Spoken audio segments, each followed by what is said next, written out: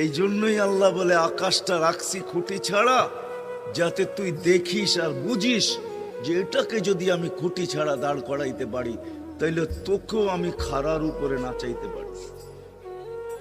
তোর বাবা দরকার ছিল বিশাল সূর্যটাকে যদি আমি মহাশূন্যের ভিতরে রাইখা যদি আমি এটাকে ঘন্টায় 6 লক্ষ কিলোমিটার বেগে যদি দৌড়াইতে পারি, যেটা তোদের দুনিয়ার থেকে 13 লক্ষ গুণ বড়, আমি আল্লাহ যদি এটা পারি, তাহলে তোর মতো 3.5 একটা মানুষ, 6 ফিট 6.5 ফিটের একটা মানুষকেও আমি বাধ্য করতে পারি।